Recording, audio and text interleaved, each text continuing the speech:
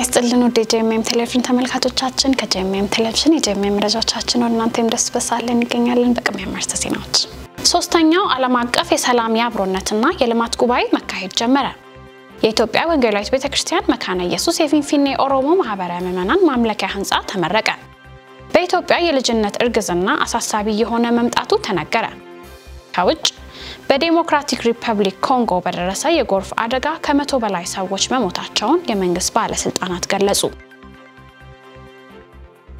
ከመረጃዎቹ ጋር ነሱና ያሳብራችሁ ቆይታ አድርጋለሁ አብራችሁ ሶስተኛው ዓለም አቀፍ የሰላም ያብሮነትና የልማት ጉባኤ መካሄድ ጀምሯል የኢትዮጵያ የሃይማኖት ተቋማት ጉባኤ ዩናይትድ ሪሊጂየስ ኢኒሺዬቲቭ አፍሪካ እና G20 ኢንተርፌስ ፎረም IF20 ከአፍሪካ ዩኒየን ሲቲዝን እና ከዲያስፖራ ዳይሬክቶሬት CIDO እና ከአፍሪካን ዩኒየን ኢኮኖሚ ሶሻል ካልቸራል ካውንስል ጋር በመተባበር የተዘጋጀው የጉባኤ ዋናነት የአፍሪካ የእምነት ማህበረሰብ ዘላቂ የልማት ግቦች ስኬትን ማፋጠን የአፍሪካ አጀንዳ 2063 እና የአፍሪካ 2025 ቡድን 20 ሂደት ማሳካት በሚል ርዕሶች ይካሄዳል በጉባኤው የኢትዮጵያ የሃይማኖት ተቋማት ጉባኤ የበላይ ጠባቂ አባቶች የኢፌድሪ ፕሬዝዳንት የአፍሪካ ህብረት የወቅቱ ሊቀመንበርን ጨምሮ ሚኒስትሮች እንዲሁም ከተለያዩ የዓለም ክፍሎች ተወክለው የመጡ የሃይማኖትና የእምነት መሪዎች ዲፕሎማቶች እንዲሁም ጥሪ የተደረገላቸው ከፍተኛ የመንግስትና መንግስታዊ ያልሆኑ ድርጅቶች የሥራ ኃላፊዎች ተገኝተዋል በሂልተን ሆቴል የሚካሄደው የጉባኤ ግንቦት 5 እና 6 እንደሚካሄድ ታውቋል መረጃው የኢትዮጵያ የሃይማኖት ተቋማት ጉባኤ የህዝብ ግንኙነት መምሪያ ነው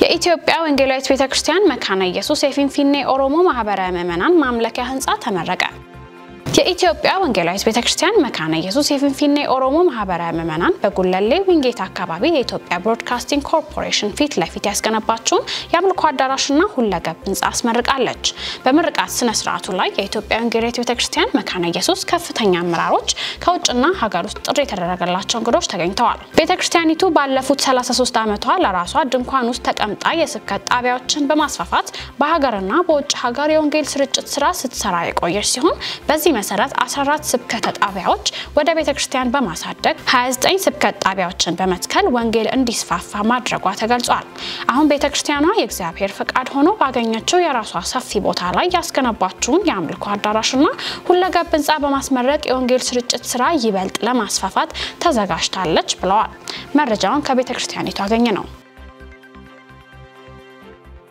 የመሪዎች ስልጣናና ምክክር የባለትዳሮች ትምህርትና የልጆች ስርዓተ ትምህርት ያሰልጣኞች ስልጣና ተካሂዷል የኢትዮጵያ ሙሉ ወንጌል አማኞች ቤተክርስቲያን ከሰሜን ምዕራብ ክልል ጋር በመተባበር በባህር ዳር ከተማ በክልሉ ስር ከሚገኙ አጥቢያዎች ለተወከሉ የቤተክርስቲያን መሪዎች በመሪነት ላይ ስልጣና የተሰጠ ሲሆን በደንብና መመሪያዎች ላይ ማብራሪያና ምክክር ተካሂዷል በተጨማሪም የልጆች ስርዓተ ትምህርት ያሰልጣኞች ስልጣና ተሰጥቶ የመጽሐፍ ስርጭት ተካሂዷል በከተማው ከሚገኙ አጥቢያዎች ለተወጣጡ ባለትዳሮች በጤናማ ትዳርና ቤተሰብ ላይ ትምህርት የተሰጠ ሲሆን ትምህርትና ሰልጣኞቹን የሰጡት የቤተ እምነቱ ምክትል ፕሬዝዳንት መጋቢ ለውየው ስነሻውና የልጆች ወጣቶች ቤተሰብ አገልግሎት ኃላፊ መጋቢ ኤርሚያስ ገብረመድህን መሆናቸውን የደረሰን መረጃ ያመለክታል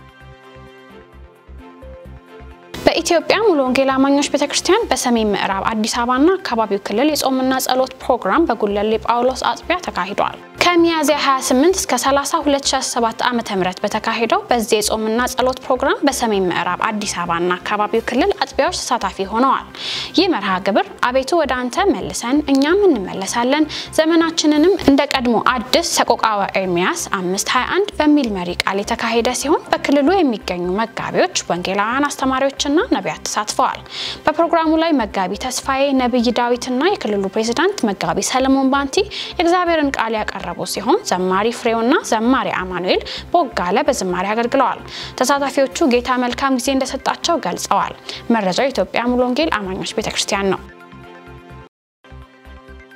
የኢትዮጵያ የልብ ህሙማን ህፃናት መርጃ ማዕከል በአላቂ ቃዎችና መድኃኒቶች እጥረት ምክንያት መስጠት ከሚገባው አገልግሎት በ3 እጥፍ ያነሰውን እየሰጠ መሆኑን ገለጸ የኢትዮጵያ የልብ ህሙማን ህፃናት መርጃ ማዕከል በመድኃኒቶችና በአላቂ ቃዎች እጥረት ምክንያት መስጠት ከሚገባው በ3 እጥፍ ያነሰ አገልግሎት እየሰጠ እንደሚገኝ የማዕከሉ ዋና ስራ አስፈጻሚ አቶ ህሩይ አሊ ተናግረዋል ኢትዮጵያ ካላት የህዝብ ቁጥር አንፃር ከሚያስፈልጋት የልብ ህክምና መስጫዎች ውስጥ በህፃናት ዘርፍ ብቸኛው ማዕከል መሆኑ የተገለጸ ሲሆን ነገር ግን በአቅሙ ልክ እየሰራ እንዳልሆነ ተጠቁሟል የማዕከሉ ዋና ስራ አስፈጻሚ በኢትዮጵያ መድኃኒት አቅራቢ አገልግሎት የሚቀርቡ መድኃኒቶች ቢኖሩ ከሚያስፈልገን አንፃር በቂ አይደለም ብለዋል። በሁሉም በኩል መነሳሳቶች አሉ፣ ነገር ግን አሁንም ችግሮቹ አልተፈቱም፣ አቅማችንንም ሙሉ በሙሉ መጠቀም አልቻልንም ሲሉ ተናግረዋል። የልብ ህሙማን ህፃናት መርጃ ማዕከሉ ከዩኒቨርሲቲ ሆስፒታሎች ከጥቁር አንበሳ ሆስፒታልና ከጳውሎስ ሆስፒታል ጋር በጋራ ስራዎች እየተሰራ መሆኑን ጨምረው ገልጸዋል። ነገር ግን አሁንም ወረፋ የሚጠብቁና በየቀኑ ለህክምና የሚመጡ ታካሚዎች ቁጥር ከፍተኛ ነው ብለዋል አቶ ህሩ አሊ። ከዚህ በፊት በተደረገው ጥናት ኢትዮጵያ 24 የልብ ህክምና መስጫዎች ቢያስፈልጓትም ግማሹን እንኳን ማሟላት እንዳልተቻለ የተገለጸው። በተለይ በህፃናት የልብ ቀዶ ህክምና ማዕከልነት ብቸኛው የሆነው ማዕከልም 80% የሚሆኑትን መድኃኒቶች ከውጭ የሚያስገባ በመሆኑ እና ውድ በመሆናቸው በአቅሙ ልክ መስራት እንዳልቻለ ተመላክቷል። መረጃው የአሃዱ ነው። በኢትዮጵያ የልጅነት እርግዝና አሳሳቢ የሆነ መምጣቱ ተነገረ። በኢትዮጵያ በእድሜ በታች የሆነ የልጅነት እርግዝና በከፍተኛ ሁኔታ እየተስተዋለ እንደሚገኝ የጤና ሚኒስቴር አስታውቋል። በሚኒስትሩ የቤተሰብ እቅድ አገልግሎትና አፍላ ወጣቶች ጤና መሪ ስራ አስፈጻሚ ውስጥ ከፍተኛ ባለሙያ የሆኑት ዶክተር ታደለ ከበደ እንደተናገሩት በኢትዮጵያ የእናቶችንና የህፃናትን ጤና ከመጠበቅ አንፃር በርካታ ስራዎች ተሰርተዋል። ይሁን እንጂ የእናቶችንና ህፃናትን ሞት ሙሉ በሙሉ ለማስቀረት አልተቻለም ብለዋል። መከላከል የማይቻሉ የእናቶችና ህፃናት ሞቶች ሊኖሩ ቢችሉም እንዲህ ያሉትን ህልፈቶች ግን መከላከል የምንችላቸው ናቸው ያሉት ዶክተር ታደለ የልጅነት እርግዝና አሁን ላይ ትኩረት የሚያሻው ጉዳይ እንደሆነ አሳስበዋል። ይህም ችግር በጋብቻ ውስጥ የሚፈጸም በመሆኑ ሁኔታው በስፋት እንዲስተዋል ምክንያት ሆኗል። የልጅነት እርግዝና እንደ ሀገር 13% ደርሷል ብለዋል። ህፃናቱ በጋብቻ ውስጥ በሚሆኑበት ወቅት ለእርግዝና የመጋለጥ እድላቸው ከፍተኛ መሆኑን የገለጹት ዶክተር ታደለ ይህም ጉዳይ ሁኔታውን እንዲባባስ እንዳደረገው አስረድተዋል። ከፍተኛ ቁጥር እንዳለው የሚነገርለት የልጅነት እርግዝና አዲስ አበባን ጨምሮ በሌሎች የኢትዮጵያ ከተሞች ላይ ችግሩ እንደሚታይ ተጠቅሷል። እንዲህ ያለው ጉዳይ መዘዙ ብዙ እንደሆነ የሚነገር ሲሆን በዚህ እድሜ ክልል ውስጥ ያሉ ሰዎች በወሊድ ጊዜ በማህፀናቸው ላይ በሚከሰት ችግር ለሞትና ለፊስቱላ የሚኖራቸው ተጋላጭነት ከፍተኛ መሆኑን ጥናቶች ያሳያሉ። በጤናው ዘርፍ ትኩረት ከሚሹ ጉዳዮች መካከል ተጠቃሽ የሆነው የልጅነት እርግዝናን ለማስቀረትና ለጉዳዩ መፍትሄ ለማምጣት ፍኖተ ካርታ መዘጋጀቱን ሚኒስቴር መስሪያ ቤቱ ገልጿል። መረጃውን ከዳጉ ጆርናል ወሰድ ነው። የጂኤምኤ መረጃዎቻችን ወደ እናንተ መድረሳቸውን ቀጥለዋል። አሁን ደግሞ ከውጭ ያገኘናቸው መረጃዎች እናልፋለን። በዲሞክራቲክ ሪፐብሊክ ኮንጎ በደረሰ የጎርፍ አደጋ ከ100 በላይ ሰዎች መሞታቸውን የመንግስት ባለስልጣናት ገለጹ። ዳንኤል አንተነ ዝርዝር አለው።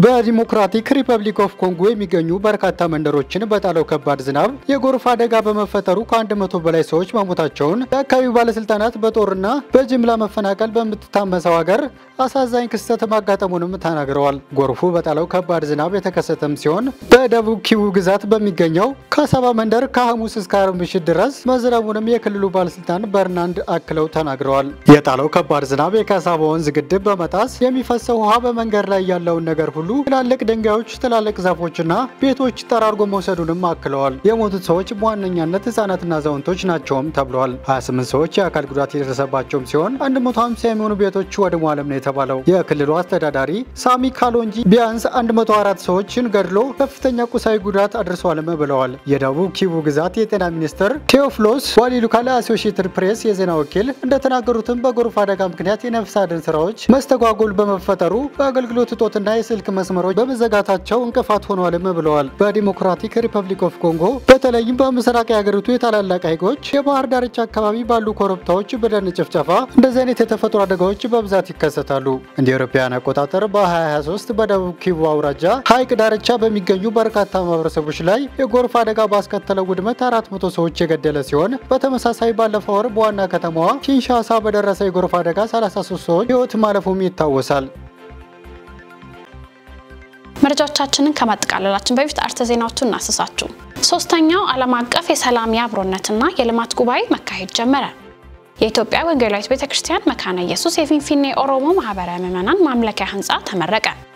በኢትዮጵያ የልጅነት እርግዝና አሳሳቢ የሆነ መምጣቱ ተነገረ። ከውጭ በዲሞክራቲክ ሪፐብሊክ ኮንጎ በደረሰ የጎርፍ አደጋ ከ100 በላይ ሰዎች መሞታቸውን የመንግስት ባለስልጣናት ገለጹ። ለዛሬ የነበሩን የጂኤምኤ መረጃዎቻችን ይመስሉ ነበር። እኔ ሱስና ያሱ መረጃዎችን ወደ እናንተ ያደረስኩኝ አብራችሁ ቆይታ አደረኩኝ። መረጃዎችን ያዘጋጁላችሁ ደግሞ ዳንኤል አንተነህና ነጻነት አቁማ ነበሩ። ከቀሪ የጂኤምኤ ቴሌቪዥን ፕሮግራሞቻችን ጋር መልካም ቆይታ